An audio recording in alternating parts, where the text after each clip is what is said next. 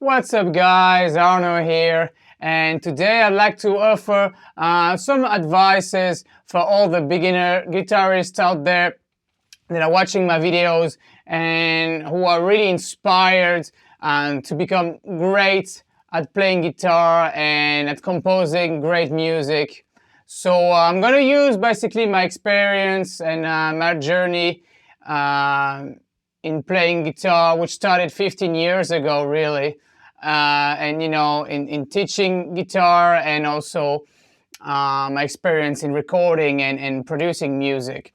But before I get into the guitar playing itself, I'd like to go back and to reflect on my first exposure to music, as I think that's quite important, and at least it's been very important for me for the choices I made later in why I picked up the guitar in the first place and why I wanted to play in a certain way. So the first memory I have with music, it was when I was like 6 or 7 years old, and I was hanging out with my cousin. I had two cousins, and one of them was like 10 years older than me. And they were Spanish as my mom also. And so I was hanging out at their place, at my aunt's and uncle place, and my cousins, both of them were there in Barcelona in Spain. And I remember vividly at some point that one of my cousins, he said, okay, you gotta check this out. And I guess, as I said, I was like 6 or 7 years old. And he put You Really Got Me. Now, I can't remember really if it was like the Van Halen cover or the original version from the Kinks, but I remember how much of an impact it had on me, I mean, I never heard anything like that before, and I was like, what the hell is going on here? It was so strong and so powerful, and that really inspired me at that time, even though I didn't know at that time I wanted to become a guitar player immediately, but I thought, this is interesting. Let's see where that carries me, And a few years later, my father introduced me to all the like classic rock bands from the 70s, like Led Zeppelin, Black Sabbath, Deep Purple, Uriah Heep, etc. That's one when I was probably like about 12 years old. And yeah, that also really had a big impact on me. And the more I was growing, the more I was starting to understand the logic in rock music. What was rock music about? Like with guitar solos, okay, there's verses, a chorus, a guitar solo. The structure of rock music was starting to have it was getting clear, let's say, for me. And at that time, so maybe a little bit later, around 14, when I was 14, 15, my father had I think it was probably like a copy of a Strat or something like that, laying around. And so I just thought, hey, these bands, they're playing guitar, I can do that too. And I had already let that kind of a bit of a vision, like, hey, that's a cool thing to do, right? So in any case, I was curious about it. So I picked up the instrument, and I didn't know anything, like zero. I didn't even have picks, right? So I played with my nails, and I really remember hurting my nails being full of blood and stuff, because I was just, picking with my nails. I didn't even know what a pick was, right? And you didn't have YouTube back there, but I'm not that old, of course. So yeah, that's how really I started playing the guitar, And I had that background of music that I was very interested and curious about, and it carried me to guitar and guitar playing, which is the main instrument of rock music, right?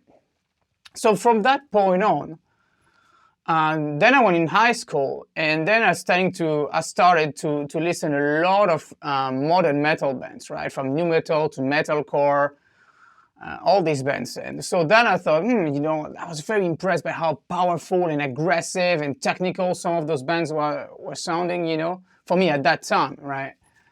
So I was like, I was starting to see the guitar a bit differently, not just only play it and smoke on the water anymore or things like that.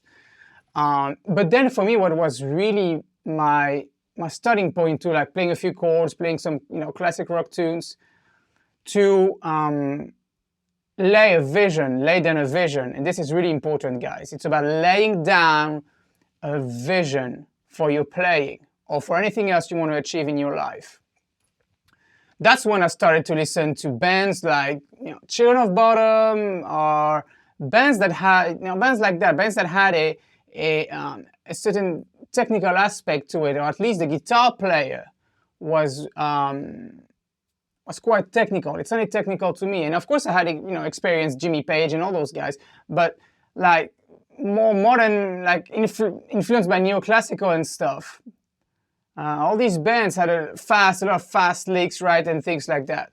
And then I thought, wow, man, I really would like to play that. And then I immediately realized that these bands were really influenced by classical music. So the combination between those metal bands and classical music got me in a state, and where I thought, boy, man, I want to be a kick-ass musician, So I started to listen to classical music a lot, and that got me the desire to learn the music theory, which I did by myself. In fact, I remember I was like putting a Bach tune. I was trying to figure out scales and what was the logic behind it to play it on the guitar and things like that.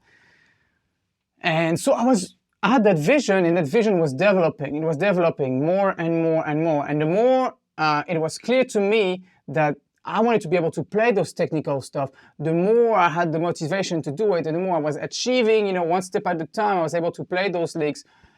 The more I was able to play those parts, the more I wanted to improve. You know what I mean? And then I discovered after that, then I'm probably about 18, 19. I started to discover a lot of the guitar guys, right? My guitar heroes like Malmsteen and Jason Baker and all of that. And that's really when I started to get mad with guitar playing. That's really where I started to play 8 hours, 10 hours of guitar a day, trying to play Malmsteen songs, the first Malmsteen song I played was Evil Eye, I remember. That's also the first song I played live, by the way. Funny enough. And, but yeah, it really kept me going. And it laid down that vision that, okay, that's it. I want to become a great guitar player, as good as I can. So I'm going to do whatever it takes. Second thing is very important. You get vision, and then you got to do whatever it takes.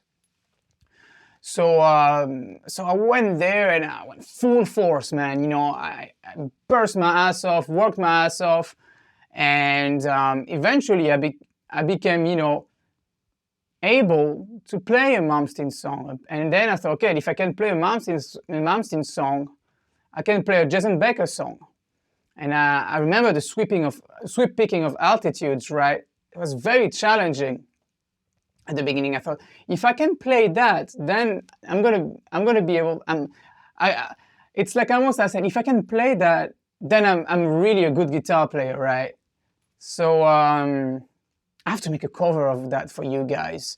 I've made one already, but I was like recorded with my laptop, right, with the webcam of my laptop. So I can make you listen to it, but the quality is a bit shitty. So I should definitely record a new version here in my studio for you guys. But anyway, so yeah, vision and whatever it takes. And I did really whatever it took at that particular time to bring me, the guitar playing level I was looking for. And basically I did that for a few years. And after that, I moved to the Netherlands, as I was living in the French Riviera at the time, right, where I was from. So yeah, I moved to the Netherlands and I released my first album in 2009. In June 2009, as I felt confident, I had enough experience to really, not with studio recording, because I was still very new with that, so I kind of went ahead and kind of learned it on the spot, but with guitar playing, I felt confident enough in my abilities to compose and write and play good guitar music. And one thing I didn't mention so far, of course, is also that in high school I also had my first band experience. So I played with a lot of bands at that time, and that also really got me the experience that being in the band has, like rehearsing and playing live, and that's also really important for you guys who want to be a great performer and a great player live, is that you got to practice that. It's great to spend a lot of times in the studio, and especially these days a lot of guitar players are kind of like messing around in the studio. That's good because you're learning your own self, your own voice as a guitar player, but you've got to get out there and play live and with a band. So yeah, right now I've released 3 records, and it's amazing how much I'm still learning every day, and right now I'm really satisfied with my playing and with my abilities and the skills that I have and what I can do. But right now it's more about the phrasing than about the technical aspect of playing guitar. Of course, I can try to sweep even faster and incorporate some sweep picking, tapping parts, but I'm more, right now what I realize that I'm more receptive to what's going on in my life and how that has an impact in how I develop phrasing. And that's also really important, guys. Like, if you want to become one of those kind of lead guitar players, phrasing is very important. I mean, it's not only about playing fast, it's really about expression, and how you bring your listener somewhere and then to a place that they completely didn't expect you to bring them, and then resolve it in the end. That's very important, all of that. But anyway, maybe a topic for another video. What I basically wanted to share with you guys is have a vision and do whatever it takes to achieve it. That's it for now, guys. Talk to you later. Rock and roll.